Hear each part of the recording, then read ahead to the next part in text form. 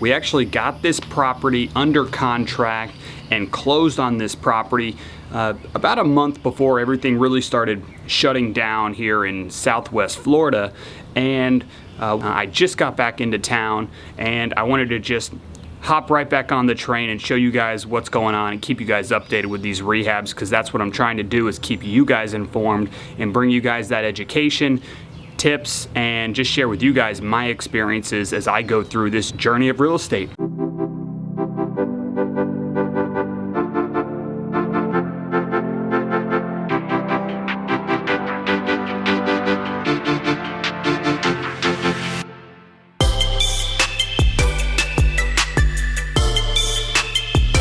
What's interesting is just the amount of time this property took, when it went under contract, and just what the final profit was. And I wanted to share all those numbers, all those figures with you, and just help you guys understand what goes into these rehabs, all the costs, and what that can look for you guys on a profit level. So I wanted to break this property down that's actually closing in about 30 minutes. So this is a property here in Bradenton, Florida, and we ended up getting this property sent over to us from a wholesaler. The purchase price after closing costs and all that ended up being around $138,000 for us for this property. It was a 3-bedroom, 2-bath block home on a nice sized lot. I want to say it was about 1/3 of an acre. But some of the weird things about this property that might have scared some other people was the fact that it was on a septic system, that it had a well, and also that it was in a flood zone. Not that it was in a major flood zone, but it was in a flood zone. So some of those factors will scare away rehabbers or other home buyers. But it was something that we knew just at the price that it was a deal. It made sense for us. Also, it was a block home. Had it had all those other items and it was a frame house, you know, maybe there would have been a little bit more hesitation or a due diligence done in the beginning. But what I do is I do have actual numbers that I want to share with you. Now that I know that we are closing this property here in 30 minutes, we've seen our ALTA, our settlement statement. We know all the costs. We've already paid all our bills for the expenses, so I can bring you guys these actual numbers. So again, we picked this property up from a wholesaler. A wholesaler is somebody who essentially just put this property under contract. They shopped around to investors, other buyers, and said, hey, who wants to buy this property at this price, where they're gonna make that spread or the difference in what they had it contracted for versus what they contracted it for with us. So $138,000 to purchase this property. And when we came into the property, we always walk a property. We come up with our own analysis, our own estimate of what that rehab is going to cost. And when we did that, we estimated this rehab to be around somewhere between $30,000 to $35,000. For the interior rehab. We knew we were going to have to replace the roof, so we estimated about $8,000 for that roof. We knew there'd be some miscellaneous items as well, landscaping, exterior work, and we knew there was a good chance we were going to need an air conditioner. So all in all, we actually had estimated that this property was going to cost us just under $50,000 for the full rehab. We knew that the ARV, or the retail pricing on this property fixed up, would be somewhere around $240,000, and that was just from pulling our own comps, knowing the market. That was the number that we felt comfortable saying, okay, we can turn around and resell this property for that price of $240,000. So we did our quick numbers, and we saw that the profit numbers looked to be around where it is that we want to have those numbers. After getting all our bids, closing on this property, our total rehab costs ended up costing us $59,000. So you just heard me say we thought it was going to be somewhere just under 50. We ended up being at $59,000. So obviously we made a few mistakes in our estimates. There was a few things that popped up along the way, and that ended up costing us $59,000 to get this project from what it was to what it is now. And just so you know, I'm gonna make sure I sprinkle in some before and afters in this video so you guys can see what that final project or final product looks like. I don't believe I have any video footage of this one throughout the process, but if I do, I'll make sure I can throw that in to this video as well. But I'll at least get you guys some before pictures and show you guys some after pictures. So we're at $138,000 purchase. We're at $59,000 in our rehab costs, so that puts us at $197,000. Well, if you guys remember, I had said we thought this property would sell for around $240,000.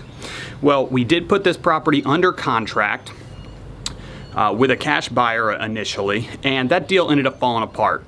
They went through their inspections. He just couldn't get comfortable with the septic system and other items.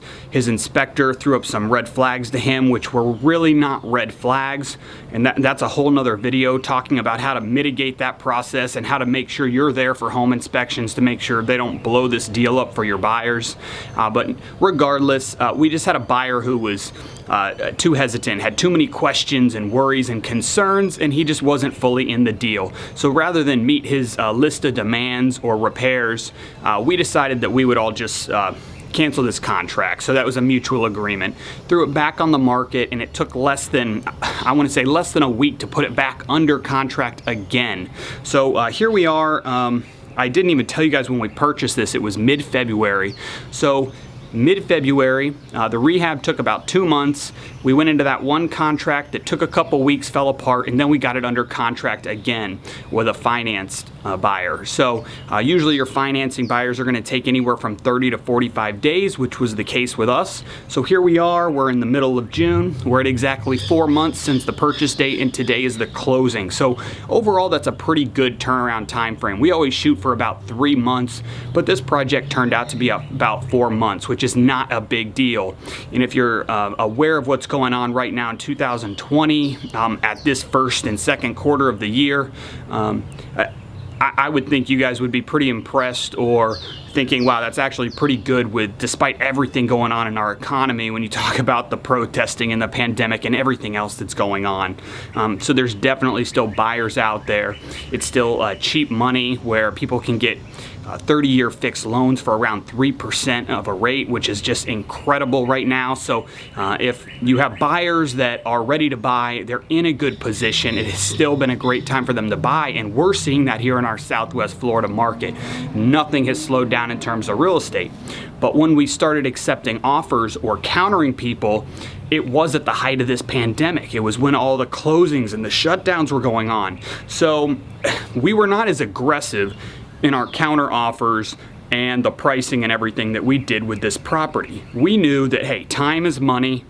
A market can shift rapidly, and although it was still hot, we wanted to make sure that we just got an offer accepted and we got the process rolling, because we didn't know if lenders were just going to shut their doors, stop funding deals, or what. So time is money to us, and we wanted to just get this property under contract.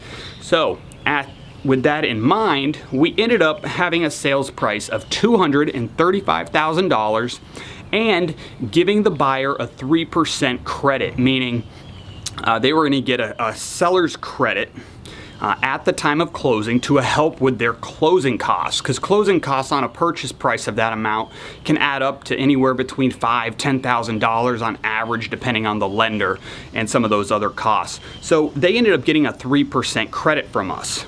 So let's talk sales numbers. So I just told you we contracted at $235,000 and we gave a 3% credit. On top of that, we know we're paying the real estate agent 3%. My partner and I have our license, so we can keep our commissions in-house. So the only commission we're focusing on is on the buyer side. So we did also have a 3% commission that we were going to be giving that other agent. So we're at 6% that we were going to be taking off of that sales price. Since I had the settlement statement, I'm able to give you guys these exact numbers. We also had $1,200 in taxes that we still needed to pay for the year. We had $1,600 in dock stamps, which is something common in Florida. The seller always will pay the dock stamps on the deed. And in Florida, that calculation is something like you take the sales price, you divide it by $100, and then you multiply it by 70 cents. And I believe I just said that right. So let's see. So that added up to a $7,000 credit for the actual buyer, $7,000 in commission, and the numbers, I'm rounding these, but $7,000 in commission to the buyer's agent. We had the $1,200 in taxes, the $1,600 in doc stamps. That all added up to $17,000 in total closing costs. And if you want to get really picky, a credit to a buyer is not typically considered a closing cost. It's actually it's a credit. So in reality, it was really $10,000 in closing costs. But the way I look at my numbers, I'm going to say that that's all something that's a closing cost. So we had $17,000 in closing costs. And what that equated to is we have that $197,000 that was our rehab and our purchase price. We take that off of our sales price, and then we also take off our closing costs, and that left us with $21,000 in profit before taxes. You would assume, being that there's going to be capital gains tax because this was a short-term hold, I always like to just factor in, just say 25% in taxes. So we could take that $21,000 and assume that in reality our profit was around $15,000 for a 4-month project that cost us out of pocket $197,000. And one other thing I want to mention about those numbers is I am not giving you guys any type of cost of funds, meaning the cost of the money that it took to buy this property and rehab it. Since between my partner and I, we actually had the cash to take down this property, there's not interest that we're paying on that money. But for somebody else, if you're borrowing funds to make this purchase, maybe you're paying some points at the very beginning. Let's say you borrow $200,000 and they charge you 2 points. Well, there you go. Right off the bat, that was another $4,000 plus maybe 4 months of interest-only payments. So maybe you end up having another $7,000 that would come off of what our net profit amount of $15,000 is. So let's say you take another 7 off of that. You could be the person that has only $8,000 of profit in this deal. So I like to say that because I want to be real with the numbers. People hear about flippers. Yes, you can make no money on a flip.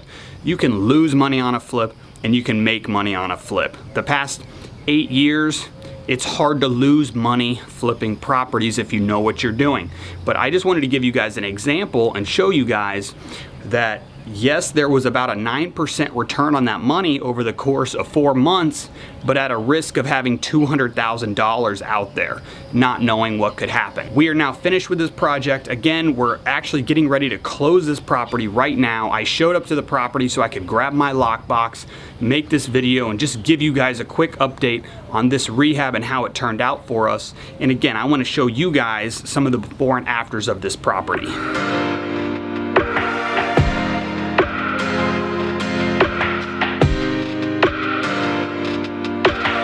One thing I think is important to talk about is what a few of those little mistakes were that we made along the way, because I mentioned that we assessed or assumed that our rehab costs were going to be under $50,000 when in reality it was closer to $60,000. So I wanted to just mention what a few of those mistakes were. First of all, and this was stupid on our part, but hey, everyone's going to make mistakes, especially when you're dealing with a lot of properties, is we didn't realize at the very beginning that this house was on a septic system. And that's a big no-no, because with septics, you always want to have those inspected, checked out ahead of time. We have another project going on right now in Venice, Florida, that hopefully I can get you guys some updates on.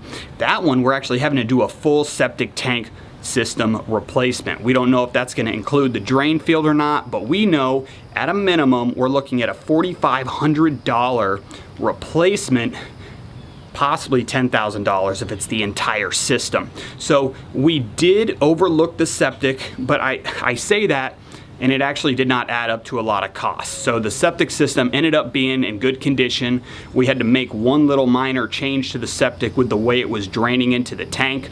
The way they had originally installed it just was not a fluid flow, so we did have to change one piece of the plumbing down by the septic just to make sure that that all ran good. But outside of that, we did end up, during the repairs, we had to change out the electric panel. It did not pass the 4-point inspection, and for our buyers to be able to put insurance on this property, they had to have a panel that was up to code.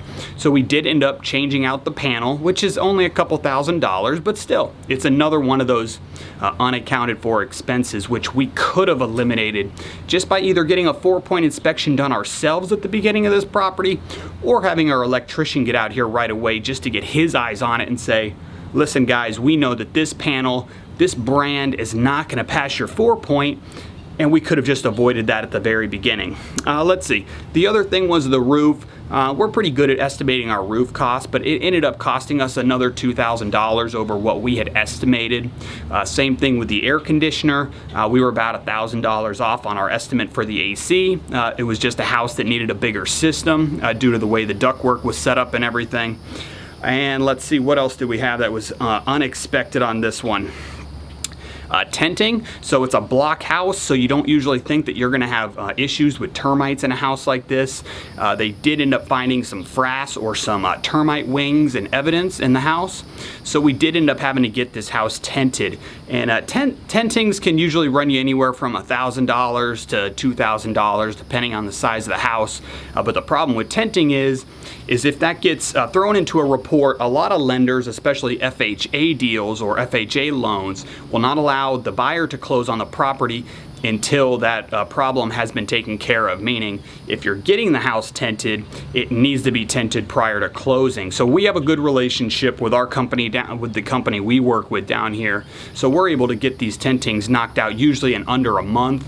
I can tell you this, I know they're already at a point, being that it's summertime, that they're over a month and a half out to get that done. So that was something else that we should have had them come in at the very beginning, check out the house, and just get that tenting knocked out.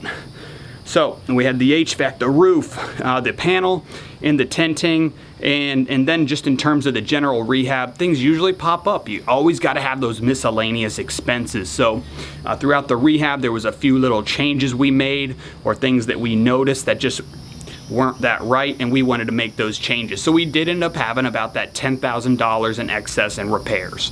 Luckily, the way we always factor how much profit we want to make, you always should account room for error.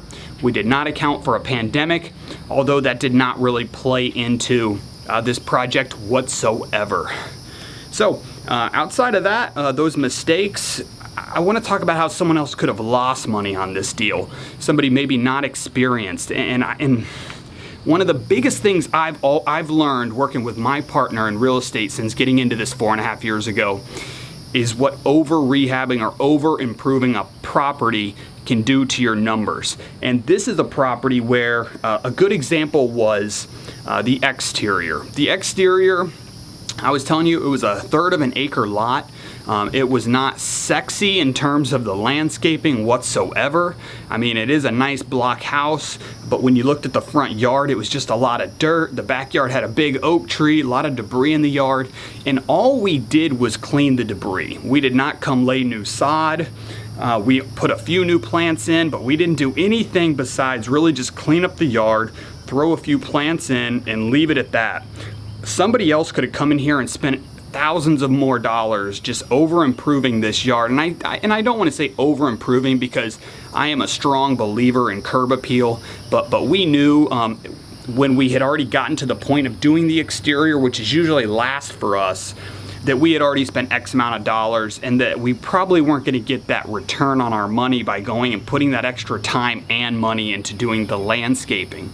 And same thing goes for the inside of your property. You always want to make sure that when you are rehabbing a property, you're rehabbing it to the level of what the neighborhood and other comps that you've looked at are going to get you. So that was one thing that we definitely took into consideration with this house, and we made sure we didn't over rehab it. And a lot of our houses right now at this price point of $250 and under, we're really just doing a lot of luxury vinyl plank flooring. We're doing new standard builder grade cabinets that you can go pick up from Lowe's or Home Depot. Nothing special order.